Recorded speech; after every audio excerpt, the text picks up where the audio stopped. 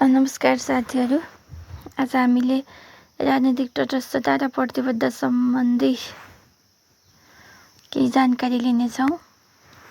पहिला हामीले राजनीतिक तटस्थता र प्रतिबद्धता भनेको के हो, यसको उपयोग कसरी हुन्छ र यसको प्रभावकारिता कसरी वृद्धि गर्न सकिन्छ भन्ने बारेमा कर्मीसँग जान्नेछौँ।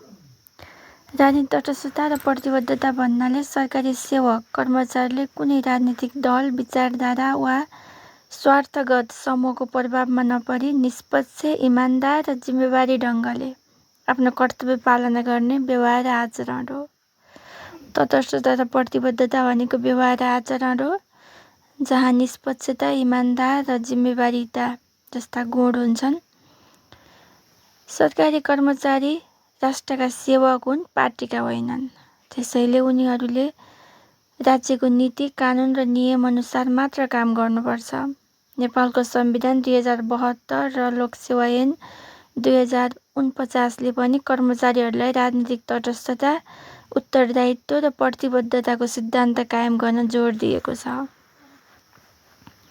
राजनीतिक तटस्थता र प्रतिबद्धता। तटस्थता भनेको कुनै पनि कुरामा प्रभाव नपर्ने, कसैको पनि कुरामा आफूलाई फाइदा हुने देखेर प्रभावित नहुने। प्रतिबद्धता भनेको कुनै एउटा लक्ष्य तोकेर नीति नियम भित्र बाँधिएर प्रतिबद्ध भएर काम गर्ने प्रक्रिया, कार्य हो।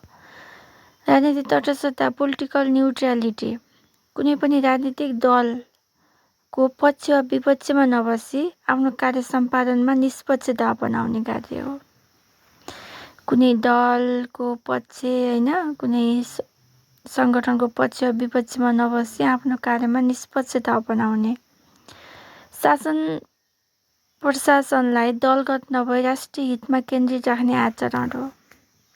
राजनीतिक प्रतिबद्धता भनेको के हो? पोलिटिकल कमिटमेन्ट भनेको राष्ट्र, संविधान र कानुनी शासनप्रति निष्ठा, सरकारी नीति, योजना र उद्देश्यप्रति पूर्ण समर्पण, सेवाभाव, उत्तरदायित्व, देशभक्तिपूर्ण कार्य सम्पादन यी राजनीतिक प्रतिबद्धताका विशेषताहरू हुन्। जस्तै एउटा कर्मचारी कुनै पदमा बसिरहँदा उसले के मान्नुपर्छ त भन्दा राष्ट्र, संविधान र कानुनी शासनलाई निष्ठापूर्वक ग्रहण गर्नुपर्छ। सरकारी नीति, योजना र उद्देश्यप्रति पूर्ण समर्पित हुनुपर्छ। आवश्यकता किन पर्छ त? Needs and importance. सुशासन र पारदर्शिता कायम गर्न, राज्य सेवाप्रति जनविश्वास कायम गर्न, नीति कार्यान्वयनमा एकरूपता ल्याउन, प्रशासनिक स्थायित्व र दक्षता वृद्धि गर्न, लोकतान्त्रिक प्रणाली सुदृढीकरण गर्न। सुशासन र पारदर्शिता कायम गर्न कसरी बुझ्ने? यसलाई भन्दा कर्मचारीले निष्पक्ष भएर कार्य गर्दा नागरिकमा विश्वास बढ्छ र प्रशासन पारदर्शी बन्छ। प्रशासनलाई पारदर्शी बनाउनका लागि राजनीतिक तटस्थता र प्रतिबद्धता आवश्यक हुन्छ। राज्य सेवाप्रति जनविश्वास कायम गर्न। तटस्थ कर्मचारीबाट नागरिकलाई समान व्यवहार मिल्छ, जसले राज्य सेवा विश्वसनीय हुन्छ। तटस्थ कर्मचारीले कुनै पनि पार्टी, कुनै पनि दलको पक्षमा बोल्दैन, नागरिकको पक्षमा बोल्छ र नागरिकमा आफ्नो पक्षमा बोल्यो भने जनविश्वास बढ्छ। नीति कार्यान्वयनमा एकरूपता ल्याउन। राजनीतिक हस्तक्षेप बिनाको प्रशासनले दीर्घकालीन नीति निरन्तर कायम राख्छ। जस्तै राजनीतिक तटस्थता भएन भने दल फेरिँदा बित्तिकै नीति फेरिन्छ। नीति फेरियो भने एकरूपता ल्याउन सकिन्न। नीति कार्यान्वयनमा एकरूपता ल्याउनका लागि राजनीतिक हस्तक्षेप हुनु भएन। प्रशासनिक स्थायित्व र दक्षता। कर्मचारीले दलगत दबावबाट मुक्त भएर आफ्नो जिम्मेवारी सहजै पुरा गर्न सक्छन्। कुनै दलको व्यक्ति भयो भने त्यो दलको हितलाई ध्यानमा राखेर कार्य गर्नुपर्छ, होइन? तर व्यक्ति समाजको भयो, नागरिकको भयो, नागरिक हितलाई राख्छ। नागरिक हित नै सबैभन्दा ठुलो हित हो, सबैलाई चाहिएको हित हो। त्यसैले प्रशासनिक स्थायित्व र दक्षता हुन्छ। लोकतान्त्रिक प्रणाली सुदृढीकरण। निष्पक्ष र प्रतिबद्ध प्रशासन लोकतन्त्रको आधारशिला हो। अब सिद्धान्त र विशेषताका बारेमा हेरौँ। संविधान कानुन र नियम अनुसार मात्र कार्य सम्पादन। राजनीति तटस्थता र प्रतिबद्धता भएको खण्डमा संविधान कानुन र नियम अनुसार मात्र कार्य सम्पादन हुन्छ। कुनै दल, जात, धर्म वा विचारप्रति पूर्वाग्रह रहित व्यवहार हुन्छ। गोपनीयता, इमान्दार र निष्पक्षता कायम हुन्छ। आफ्नो पद, शक्ति वा स्रोतको दुरुपयोग नगर्ने, राष्ट्र र जनताको हितलाई सर्वोपरि राख्ने, सरकार परिवर्तन हुँदा पनि आफ्नो आचरण स्थिर राख्ने यो सिद्धान्त र विशेषता हुन्। उदाहरण के छ त? तटस्थ कर्मचारी कस्तो हुन्छ भन्दा कुनै सरकारी अधिकृतले आफ्नो कार्यालयमा कुनै दलको सभा समारोहमा उपस्थित नभई कानुन अनुसार नागरिक सेवा प्रदान गर्नु तटस्थ हो। दलको कुनै सभा समारोहमा नगई नागरिकको सेवा गर्छ।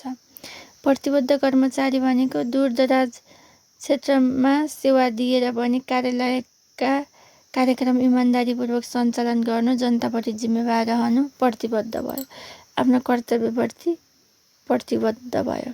चुनौतीहरू के छन् त भन्दा राजनीतिक हस्तक्षेप र दबाव, आर्थिक प्रलोभन र भ्रष्टाचार, नीति निरन्तरताको अभाव, व्यावसायिक नैतिकताको कमी। अब राजनीतिक हस्तक्षेप र दबावलाई कसरी हेरौँ भन्दा जस्तै नियुक्ति, सरुवा, पदोन्नतिमा दलगत प्रभावले तटस्थता कमजोर हुन्छ। दलले आफ्नो व्यक्ति छिराउन खोज्छ र योग्य व्यक्तिलाई पाखा लगाउँछ। राजनीतिक हस्तक्षेप र दबाव त्यो कम गर्नु चुनौती छ। आर्थिक प्रलोभन र भ्रष्टाचार, अस्वस्थ राजनीतिक वातावरणले कर्मचारीलाई बेइमानी र स्रोतको दुरुपयोग बढाउँछ, त्यसलाई कन्ट्रोल गर्नु चुनौती छ। नीति निरन्तरताको अभाव, सरकार परिवर्तनसँगै प्राथमिकता परिवर्तन हुँदा प्रतिबद्ध कर्मचारी निराश हुन सक्छन्। नीति, अब जुन दलको सरकारमा पुग्छ त्यही दलले आफू अनुकूल आफ्ना कार्यकर्तालाई पालन पोषण गर्ने तरिकाले नीति ल्यायो भने पहिलाको सरकारले जति नै राम्रो नीति ल्याए पनि निरन्तरता दिन सक्दैन। त्यसलाई निरन्तरता दिनु चुनौती छ। व्यावसायिक नैतिकताको कमी, केही कर्मचारीहरूमा व्यक्तिगत स्वार्थ र दलगत झुकावले तटस्थता कमजोर हुन्छ। त्यसलाई कर्मचारीहरूमा व्यक्तिगत झुकाव कम गर्न त्यो चुनौती छ। सुधारका उपायहरू के छन् त? चुनौतीलाई पनि त अवसरको रूपमा लिन सकिन्छ। यसलाई के गर्नुपर्छ त सुधारका लागि?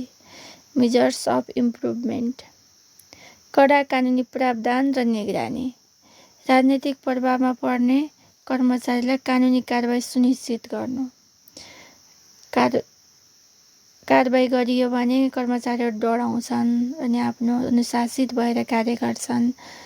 कसैलाई सम्झाउँदा भएन भने अब दण्ड दिएर पनि काम गराउनु पर्यो, सुधार गर्न पर्यो। नैतिक मूल्य र सेवा प्रशिक्षण, पारदर्शी नियुक्ति र मूल्याङ्कन प्रणाली, राजनीतिक दलको जिम्मेवारी, सकारात्मक कार्य संस्कृति र विकास।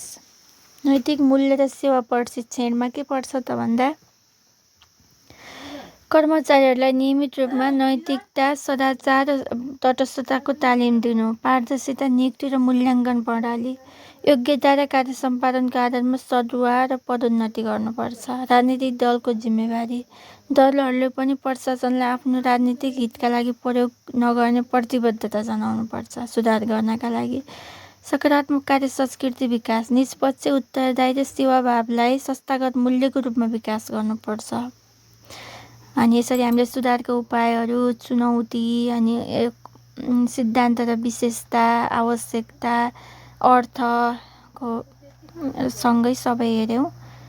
अब आवश्यकतामा सुशासन र पारदर्शिता कायम गर्न, राज्य सेवाप्रति जनविश्वास कायम गर्न, नीति कार्यान्वयनमा एकरूपता ल्याउन, प्रशासनिक स्थायित्व र दक्षता वृद्धि गर्न, लोकतान्त्रिक प्रणाली सुदृढ गर्न।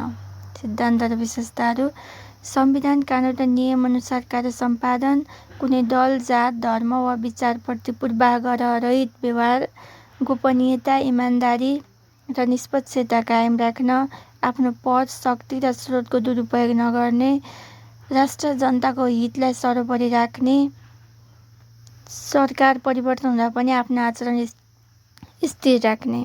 चुनौतीहरू के छन् त भन्दा राजनीतिक हस्तक्षेप र दबाव, आर्थिक प्रलोभन र भ्रष्टाचार, नीति निरन्तरताको अभाव, व्यावसायिक नैतिकताको कमी। सुधारका उपायहरू के छन्? कडा कानुनी प्रावधान र निगरानी, नैतिक मूल्य र सेवा प्रशिक्षण, पारदर्शी नियुक्ति र मूल्याङ्कन प्रणाली, राजनीतिक दलको जिम्मेवारी, सकारात्मक कार्य संस्कृति, ई-गभर्नेन्स। अब समग्रमा के भन्न सकिन्छ त भन्दा राजनीतिक तटस्थता र प्रतिबद्धता शक्तिशाली, निष्पक्ष र उत्तरदायी प्रशासनको आधार हो। कसको आधार हो भन्दा शक्तिशाली, निष्पक्ष र उत्तरदायी प्रशासनको आधार हो। कर्मचारीले आफ्नो कार्य कानुनी दायराभित्र रही राष्ट्र र जनताको हितमा निष्पक्षतापूर्वक सेवा गरे मात्र लोकतन्त्र बलियो हुन्छ। कसरी बलियो हुन्छ भन्दा कानुनी दायराभित्र रही राष्ट्र र जनताको हितमा निष्पक्षतापूर्वक कर्मचारीले कार्य गर्नु पर्यो। लोकतन्त्र बलियो हुन्छ र जनविश्वास स्थायी हुन्छ। अत राजनीतिक तटस्थता नै सार्वजनिक सेवकको असली पहिचान हो। प्रतिबद्धता नै उसको कर्तव्यको आत्मा हो। यसरी हामीले आज राजनीतिक तटस्थता र प्रतिबद्धताको बारेमा केही जानकारी लियौँ। सब्सक्राइब गरेर हामीसँगै जोडिनुहोला। Thanks for watching. Take care. हामी फेरि अर्को भिडियोमा भेट्नेछौँ।